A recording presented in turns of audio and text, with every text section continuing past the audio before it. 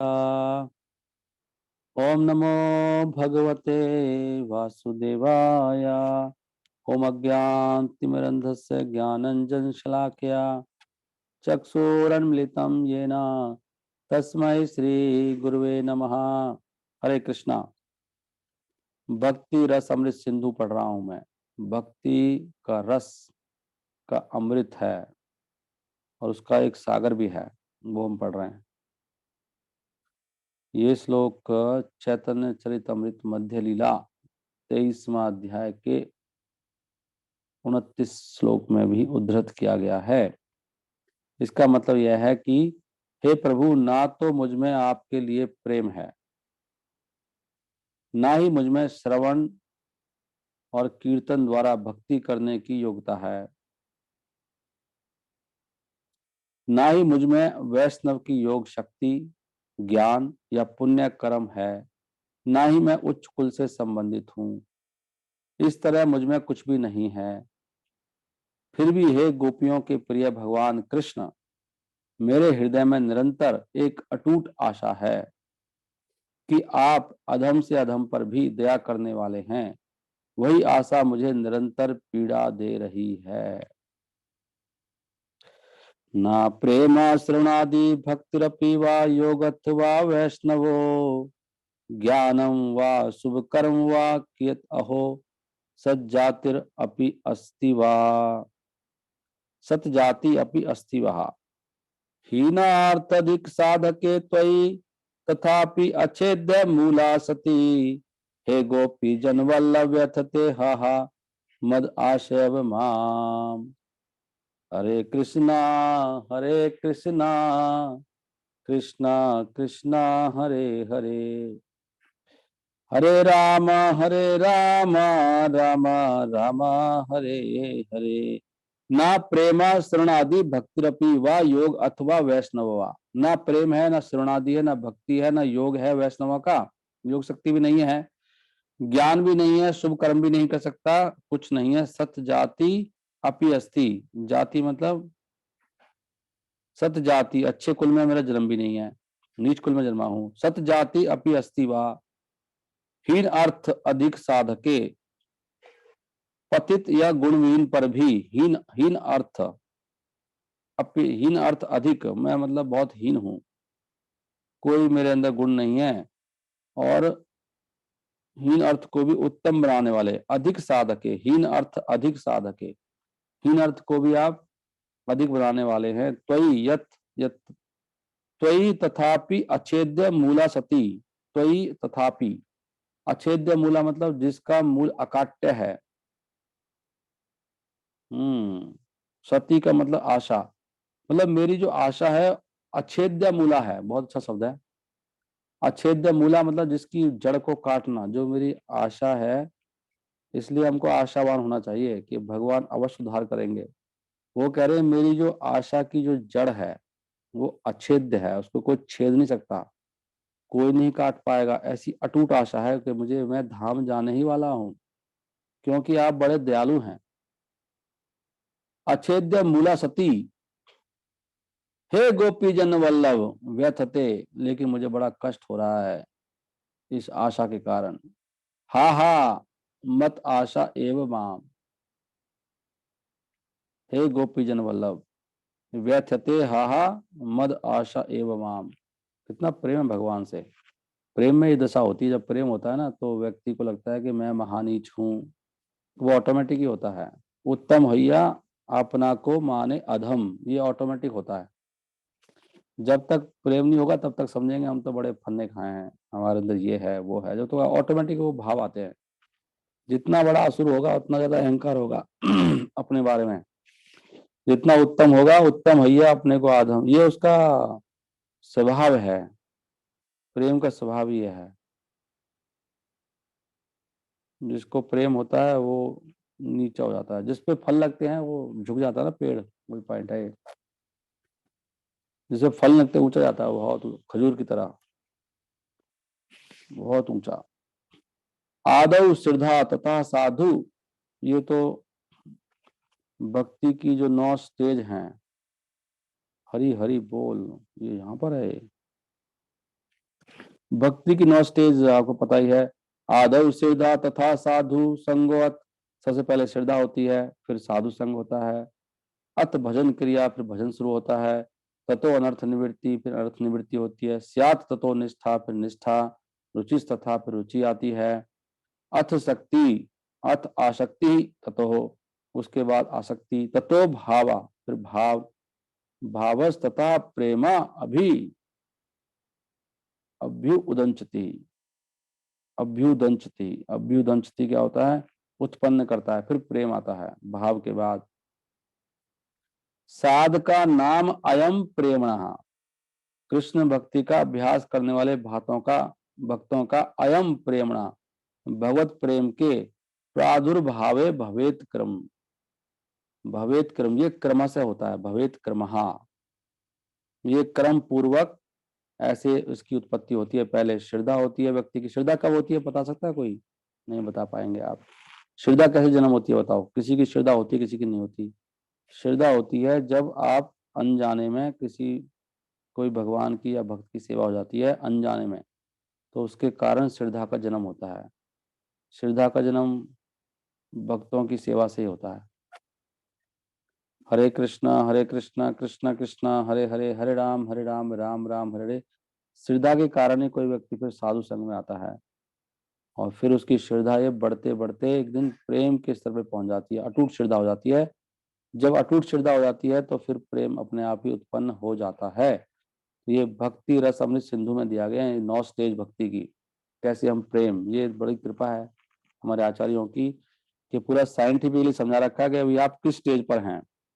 आगे श्लोक है, इसका अर्थ पहले पढ़ूंगा, ये भी चैतन्य चरितमृत में सब कोट किए गए हैं 22वें अध्याय में। हे प्रभु, सुनो बहुत सुंदर है। काम वासनाओं के अवांछित आदेशों की कोई सीमा नहीं है। मेरी अंदर काम इच्छाएं हैं, वो मुझे आदेश देती रहती हैं, वहां चलो, यहाँ चलो, इसको भोगो, उसको भोगो, इसको देखूं, उसको देखूं। ऐसी काम वासनाओं के अवांछित आदेशों की कोई सीमा नहीं है।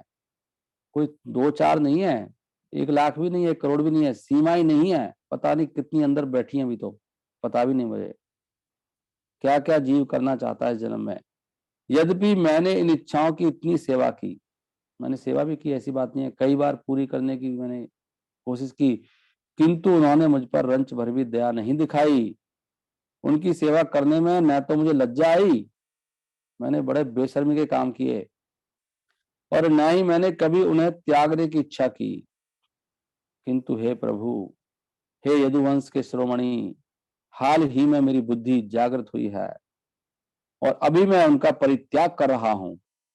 अपनी दिव्य बुद्धि के कारण मैं अब इन अवांछित इच्छाओं का पालन करने से मना करता हूं, और अब आपके अभाव चरण कमलों में शरण लेने के लिए आया हूं।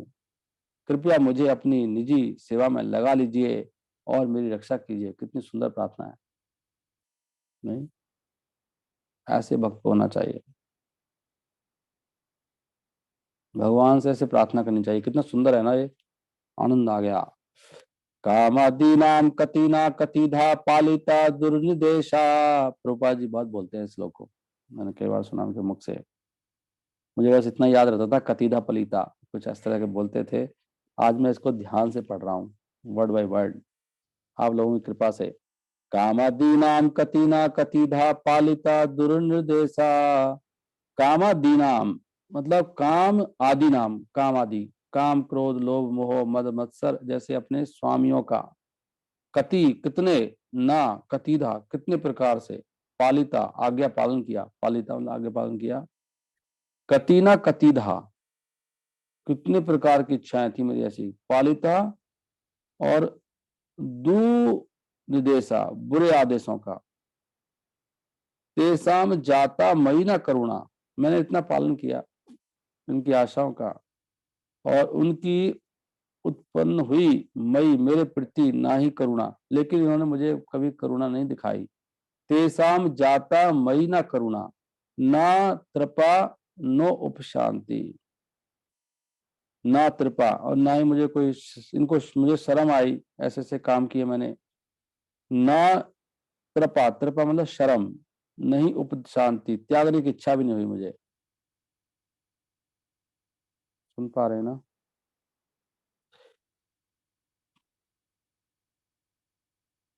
ओके। ना मुझे, ना तो इनको मुझ पे दया आई और ना ही मुझे कुछ शर्म आई, और ना ही मैंने फिर त्यागने की इच्छा भी की। तो फिर क्या कर रहा हूं मैं अभी? अभी क्या हो रहा है? उपशांति, त्यागने की इच्छा नहीं। उत्सृज्या एतान अथ यदुपते।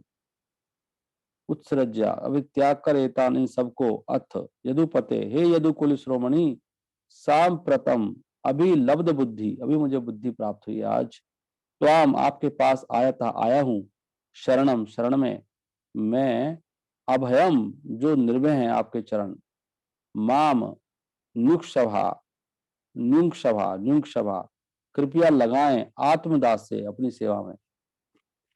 ये शब्द पढ़ने की भी बताओ, ये भगवान की कृपा से पढ़ पाते हैं हम ये श्लोक भी। न्युंक्षः आत्मदास से, शरणम अभयम माम, त्वाम आयातः, सांप्रातम लब्ध बुद्धि। सांप्रातम क्या था? सांप्रतम, अभी अभी आया हूँ, बुद्धि मिली आज, यदुपते, उत्सृज्य, उत्सृज्य एतान अथ यदुपते, उत्सृज्य एतान, कामादीनां कतिना कतिधा पालिता दुर्निदेशा, तेषां जाता मयि न करुणा न कृपा नोपि शांति ही, उत्सृज्येतानथ यदुपते सांप्रतम लब्ध बुद्धि, तम आयाता शरणम भयम माम न्युक्षम आत्मदास्ये। ये बहुत सुंदर है। ये तो रोज ही पढ़ना चाहिए भगवान के सामने खड़े होके। कामादीनाम कतिना कतिधा पालिता दुर्निदेशा, कोई दया नहीं करेगा आपके ऊपर कि भाई कब से ऑर्डर ले रहा है, कब से बेचारे ने पूरी करी सुख भोगने की, कब तो सुख मिल जाए, सुख कभी नहीं मिला, न इच्छाएं शांत हुई, नहीं मुझे शर्म भी नहीं आ रही। बेशर्म हो जाता है व्यक्ति भोग भोग के, क्योंकि बुद्धि खत्म हो जाती है भोगने से ना, ज्ञान सारा ढक जाता है, तो फिर कुछ भी करे क्या पता लग रहा है क्या कर रहा है वो। बड़ा सही है। त्रिपा, ना त्रिपा, त्रिपा का मतलब क्या होता है? त्रिपा शब्द मैंने पहली बार सुना है, बेशर्म, बेशर्म को त्रिपा बोलते हैं, ना त्रिपा, ना उपशांति ही, कृपा नहीं है इसके अंदर, बेशर्म है ये व्यक्ति। दिव्यम ज्ञान में, अच्छा, ओहो वेरी नाइस, ये भक्ति संदर्भ में दिया हुआ है, लो जी। अभी दीक्षा का मतलब क्या है, ये भक्ति संदर्भ में है, 283। दिव्यम ज्ञानम यतो दद्यात् कुर्यात् पापस्य संक्षयम। देखो दीक्षा का मतलब क्या होता है? दीक्षा का मतलब होता है कि जब दिव्य ज्ञान दिया जाता है गुरु के द्वारा, तो उस समय क्या होता है, सारे पाप खत्म हो जाते हैं दीक्षा के समय पे। दीक्षा वह विधि है जिससे मनुष्य दिव्य ज्ञान को जागृत कर सकता है और अपने सारे पाप कर्मों के फलों का क्षय कर सकता है। प्रमाणिक शास्त्रों के अध्ययन में पटु व्यक्ति इस विधि को दीक्षा नाम से जानता है। इसको दीक्षा बोलते हैं। दीक्षा का मतलब दीक्षा काले शिष्य करे आत्मसमर्पण। जब व्यक्ति गुरु को आत्मसमर्पण कर देता है और गुरु फिर उसके पापों का सब भंजन कर देते हैं ज्ञान के द्वारा, ऐसी विधि को दीक्षा कहते हैं। तस्मात् दीक्षेति सा प्रोक्ता, देसी कही, मार्गदर्शकों के द्वारा देसी कही, तत्व को विदही, ज्ञाताओं के द्वारा, प्रकट शास्त्र, तत्व को विदही, जो शास्त्र को जानते हैं, जो मार्गदर्शक हैं, वो क्या कहते हैं इसको? तस्मात् दीक्षेति सा प्रोक्ता, दिव्यम ज्ञानम यतो दद्यात् कुर्यात् पापस्य संक्षयम, तस्मात् दीक्षेति सा प्रोक्ता, देसी कई तत्व को विदही। इसको कहते हैं दीक्षा।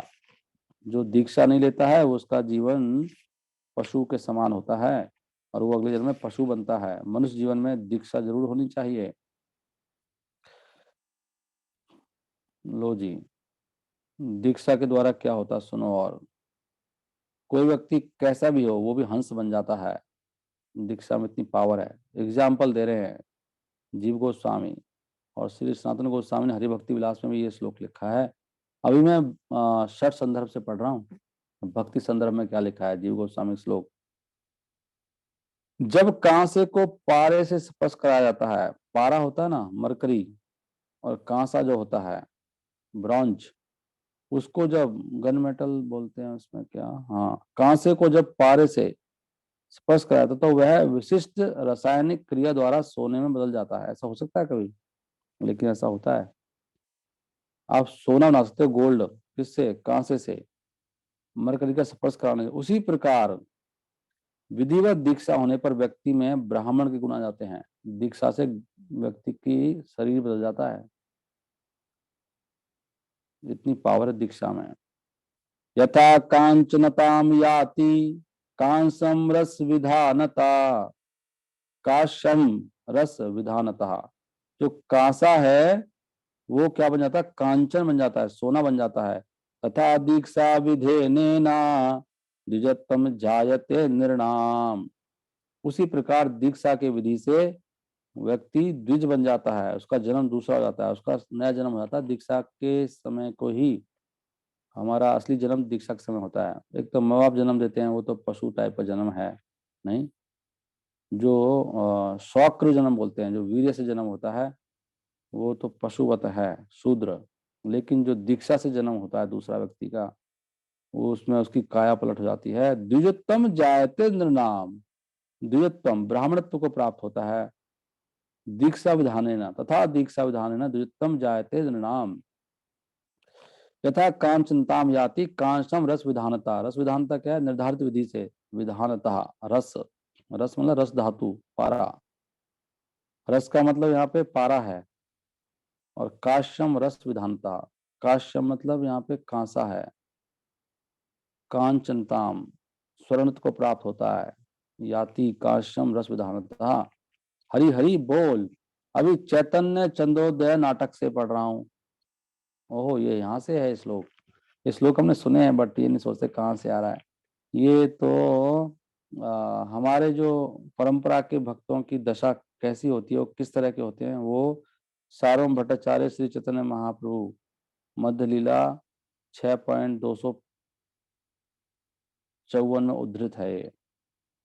वैराग्य विद्या निज भक्ति योगा शिक्षार्थमेका पुरुषः पुराणा श्री कृष्ण चैतन्य शरीर धारी कृपा अम्बुधीयस्तम अहम प्रपद्ये।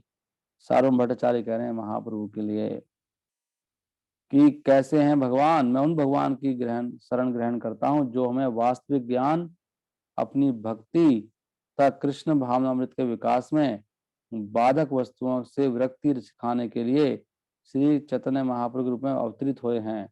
वे दिव्य कृपा के सिंधु होने के कारण अवतरित हुए हैं। मैं उनके चरण कमलों की शरण ग्रहण करता हूँ। कौन है भगवान? वैराग्य विद्या निज भक्ति योगा। भगवान वैराग्य विद्या सिखाते हैं, इसलिए जो भक्त वैरागी नहीं हो क्या भक्त है? वैराग्य विद्या निज भक्ति योगा शिक्षार्थम एका पुरुषः पुराणा। वही पुराना पुरुष कृष्ण भगवान शिक्षा देने के लिए आए हैं। शिक्षार्थम एकहा, जो हमें वास्तविक ज्ञान, अपनी भक्ति, निज भक्ति योगा तथा कृष्ण भावनामृत के विकास में बाधक वस्तुओं से विरक्ति है। वैराग्य विद्या निज भक्ति योगा शिक्षा देना।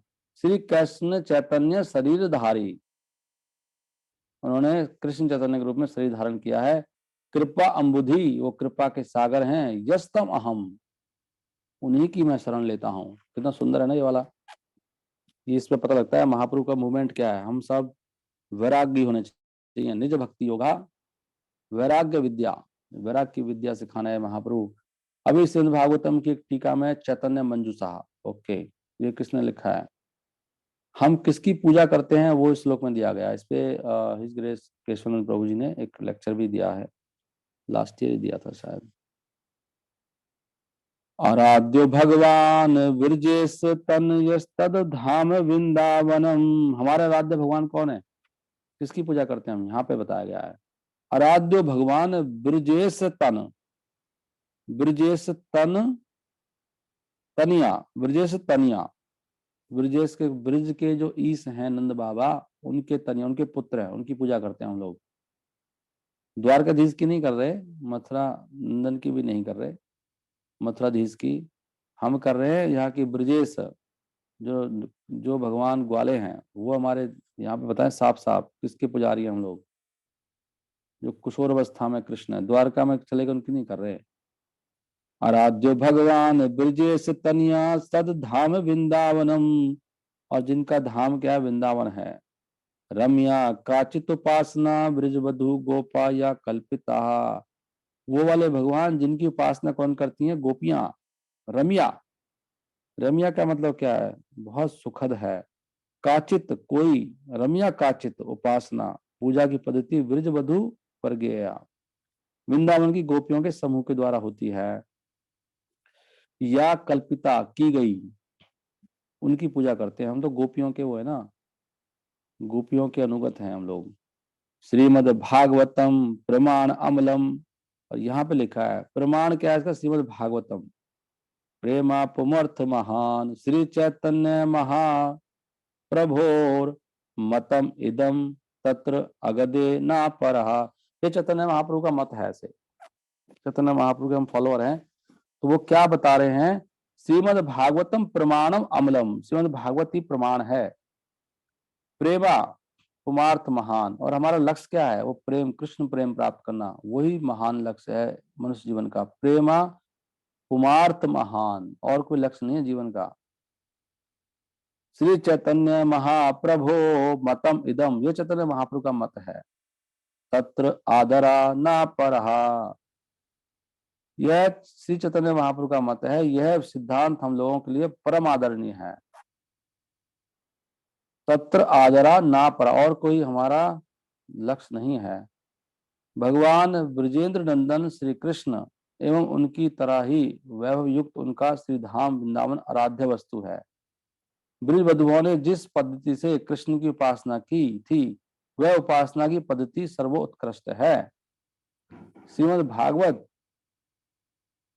ही निर्मल शब्द प्रमाण है, एवं प्रेम ही परम पुरुषार्थ है। हरे कृष्णा कृष्ण कृष्ण हरे हरे, हरे Rama Rama Rama Hare Hare. Okay, nice time हो रहा है। सो अभी तो इसमें बहुत सारे श्लोक हैं भैया।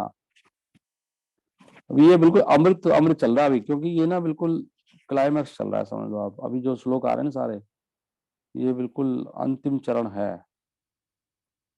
ये सब लिखे हैं महाप्रभु के जो अनुयायी हैं उनके द्वारा लिखित हैं ये। वैसे चैतन्य चरितमृत में सब कोट कर रखे हैं। नहीं, एक और पढ़कर चल चलते बस, उसके बाद नहीं। भक्ति प्रज्वलित अग्नि की तरह विगत जीवन के सारे पापों के फलों को जला देती है। कितना सुंदर श्लोक है, बताओ। हरि भक्ति सुधोदया, ये हरि भक्ति सुधोदय ग्रंथ है, उसमें लिखा है भक्ति प्रज्वलित अग्नि की तरह विगत जीवन के सारे पापों के फलों को जला देती है। जो व्यक्ति उस भक्ति के कारण ब्राह्मण के शुद्ध गुणों से युक्त है, वह निम्न कुल में जन्म लेने जैसे पाप कर्मों के परिणामों में निश्चित रूप से बच जाता है। परिणामों से भले ही वह चंडाल के परिवार में क्यों न जन्मा हो, विद्वान उसे मान्यता प्रदान करते हैं, किंतु वैदिक ज्ञान में पंडित व्यक्ति यदि वह नास्तिक हो तो उसे मान्यता नहीं मिलती। इसलिए जो व्यक्ति नास्तिक है उसकी कोई वैल्यू नहीं है। नहीं, भक्ति की बहुत वैल्यू है, चाहे उसमें 1000 अवगुण हो। जो भगवान का भजन कर रहा है ना, हरे कृष्णा कृष्णा कृष्णा हरे हरे, हरे राम राम राम हरे हरे। शुचि सत भक्ति दीप्त अग्नि दग्धा, शुचि शुचि बाहर तथा अंदर से शुद्ध ब्राह्मण, सत भक्ति निष्काम भक्ति रूपी दीप्त अग्नि दग्ध दुर्जाति, दीप्त अग्नि जलती अग्नि से दग्ध जलकर राख होए, सत भक्ति निष्काम भक्ति से जलते हैं वैसे सारे पाप, बाहर तथा अंदर से शुद्ध ब्राह्मण, और जो दुर्जाति क्यों ना हो, कलमशहा पापों के फल, स्वपाक अपी, चाहे वो चंडाल के घर में क्यों जन्मा हो, बुधई विद्वानों द्वारा श्लाघ्य प्रशंसित होता है। श्लाघ्य मतलब प्रशंसित होता है। ना वेदज्ञ अपि नास्तिक कहा, चाहे वेदों को पूरा जानता हो फिर भी वो नास्तिक ही है। अगर वो नास्तिक है तो उसको मान्यता नहीं मिलती है। वेदज्ञ अपि नास्तिक कहा, तो खाली ज्ञान से बात नहीं, भगवान की सेवा बहुत जरूरी है। स्वपाको भी बुधई श्लाघ्यो, शुचि सदभक्ति दीप्ताग्नि दग्ध दुर्जाति कलमसहा। हरे कृष्णा कृष्ण कृष्ण हरे हरे, हरे राम राम राम हरे हरे। बस लास्ट श्लोक पढ़ रहा हूँ एक और, सॉरी। ये बहुत ही अच्छा श्लोक है एक्चुअली, इसमें बता रहा हूँ। आपने सुना होगा, इसमें लिखा है कि अगर कोई व्यक्ति भक्त नहीं है तो उसका सब कुछ ऐसे है जैसे मरे व्यक्ति को सजाना। जिसमें भक्ति नहीं है, चाहे सारे गुण हो उसके अंदर, तो उसमें लिखा है मंडनम लोक रंजनम। आप प्राण से, जैसे कोई व्यक्ति मर चुका, लाश पड़ी है, मरा हुआ शरीर है, उसको आप श्रृंगार करो तो बहुत भयानक लगता है वो। बहुत लोग डर ही जाएंगे, कितना खतरनाक लगेगा। ऐसे जिसमें भक्ति नहीं है, सज रहा है, ब्यूटी पार्लर में जा रहा है, जुल्फें बना रखी हैं, पता नहीं क्या कर रहा है, तो उसको लिख रहे हैं यहाँ पे, भगवद भक्ति ही नशा जाति शास्त्रम जपा तपहा। उसकी जाति, उसका शास्त्र, उसका जप, उसका तप। उसका जप भी अगर बिना श्रद्धा के जप हो रहा है ऐसे ही, हरे कृष्णा। मेन पॉइंट है दीनता, सेवा भाव। अगर उसमें भक्ति नहीं है, सेवा की भावना से नहीं हो रहा है, उसका जप, उसका तप, उसका शास्त्र, उसका जाति, ये सब कैसे है? आप प्राण से ही देह से, जैसे कि किसी देह में प्राण नहीं है। मंडनम लोकरंजनम, और उसको सजा रहे हो, मंडन कर रहे हो उसको। किस लिए कर रहे हो? बस लोगों का मनोरंजन होगा उससे, और कुछ नहीं होगा। वो कहेंगे वाह क्या सजाया है, ऐसे तो भयानक लगेगा। और इसलिए वो सांप ना, मणि वाला सांप हो जाता है वो। कोई व्यक्ति भक्त नहीं है, उसमें बहुत गुण है, और ज्यादा खतरनाक है वो। कई बार हम कहते हैं ना, नहीं प्रभु जी भक्त नहीं, लेकिन अच्छा बहुत है। बिल्कुल गलत अंडरस्टैंडिंग है आपकी, बिल्कुल सही अंडरस्टैंडिंग नहीं है ये। गंदा व्यक्ति है वो। भगवत भक्ति ही न सा जाति शास्त्रम जपा तपहा। चार चीज बोली है इसमें, जाति, उसका शास्त्र, उसका जप, उसका तप। तपस्वी है प्रभु, ये रोज 4 बजे उठता है लेकिन भक्ति नहीं करता। अरे भाई, ये मणि वाला सांप है, लगता है कुछ गड़बड़ करने के चक्कर में है, 4 बजे उठ के करेगा, कुछ कांड कर रहा होगा। प्राण से ही देहशा मंडनम लोक रंजनम। बस कुछ नहीं हो रहा वो, बस क्या लिखा है, भगवतहीन व्यक्ति के लिए उच्च कुल या राष्ट्र में जन्म लेना, शास्त्र ज्ञान वृत्त तप, तब वैदिक मंत्रोच्चारण वैसे ही हैं जैसे मृत शरीर को अलंकार पहनाना। ऐसे अलंकार केवल सामान्य जनता के मनोकल्पित आनंद की तुष्टि करने वाले होते हैं। ये भी श्री चैतन्य चरितमृत मध्य लीला 19.75 में उद्धृत हुआ है। भगवत भक्ति हीन से जाति शास्त्रम जपा तपा आपरण से ही देह से मंडलम लोक रंजनम। हरे कृष्णा कृष्णा कृष्णा हरे हरे, हरे राम राम राम हरे हरे। श्रील प्रभुपाद की जय, सभी भक्तों की जय।